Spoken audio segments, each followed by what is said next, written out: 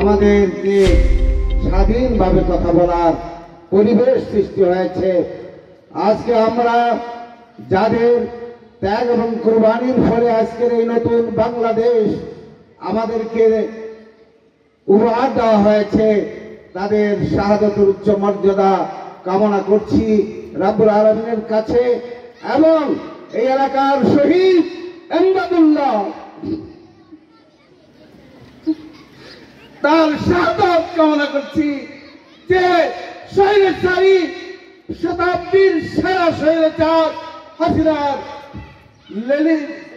লেলায়িত যে বাহিনী শাহাদাত বরণ করতে তাকে বাধ্য করেছে, আল্লাহ রাব্বুল আলামিন তার শাহাদাত কবুল করুক আবেদন জানাচ্ছি।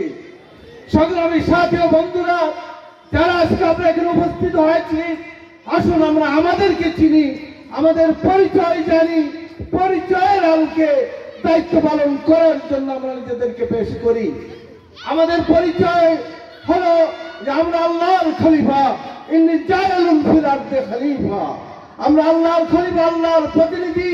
এই জমিন আল্লাহর, মানুষ আল্লাহর, আল্লাহর মানুষের উপর আল্লাহর আইন প্রতিষ্ঠা করাই আমাদের দায়িত্ব। এই দায়িত্ব দিয়েই আমাদেরকে এখানে পাঠানো হয়েছে। আমরা জানি যে আমরা সৃষ্টি হয়নি, আমাদেরকে সৃষ্টি করা হয়েছে।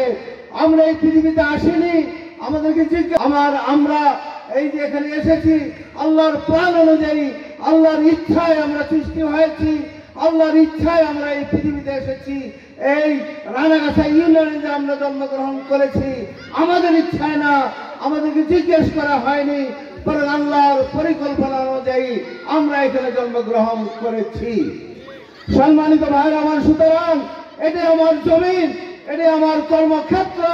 এখানে আল্লাহর দ্বীন কায়েম করার ক্ষেত্রে আমাদেরকে ভূমিকা পালন করতে হবে। যে রাব্বুল আলামিন আমাদেরকে এখানে জন্মগ্রহণ করার সুযোগ দিয়েছেন, সে আল্লাহর কাছে আমাদেরকে ফিরে যেতে হবে এবং আমাদের যাবতীয় কর্মতৎপরতা সম্পর্কে হিসাব দিতে হবে। আমাদের পরিচয় হলো আমরা আল্লাহর বান্দা, না আমরা শয়তানের বান্দা, না আমরা আমাদের নফসের বান্দা। আমাদের পরিচয় হলো আমরা আল্লাহর, আমাদের পরিচয় হলো আমরা আনসারুল্লাহ, আল্লাহর সাহায্যকারী। কোন আনসার আল্লাহ? কালাল হাওয়ারিউনা নাহনু আনসারুল্লাহ। আমরা আল্লাহর সাহায্যকারী, আল্লাহর জমিনে আল্লাহর দ্বীন প্রতিষ্ঠার জন্য জান মাল সব বিনিয়োগ করে আল্লাহর ইচ্ছার বাস্তবায়নকারী আমরা। আল্লাহ চান জমিন তার, হুকুম চলবে তার। ইনিল হুকমু ইল্লা লিল্লাহ। হুকুম দেওয়ার অধিকার একমাত্র আল্লাহর, অন্য কোন শক্তির কোন অধিকার নেই। মানুষকে তার আইন অনুযায়ী, তাদের রচিত আইন অনুযায়ী শাসন করার কোন অধিকার কোন মানুষের নেই। আমরা জানি রাব্বুল আলামিন আমাদেরকে সৃষ্টি করে এখানে পাঠিয়েছেন, মূল দায়িত্বটা কি? আমাদের অন্যতম পরিচয় হলো আমরা সাইয়্যিদুল মুরসালিন, আমরা সর্বশ্রেষ্ঠ নবী মুহাম্মদ রাসূলুল্লাহ সাল্লাল্লাহু আলাইহি ওয়াসাল্লামের উম্মত।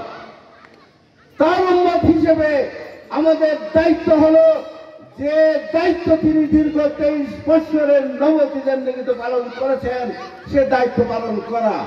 এটাকে আমাদের জীবনের মিশন হিসেবে নিতে হবে। মিশন হিসেবে এই দায়িত্ব পালনের জন্য আমাদেরকে অগ্রসর হতে হবে জান এবং মাল দিয়ে। সম্মানিত ভাইরা, আমরা জানি রাসূল আকরাম সাল্লাল্লাহু আলাইহি ওয়াসাল্লাম যে আরবে মিশন 90 সংবাদের পিছনে নয়, ভিতরে ছুটি।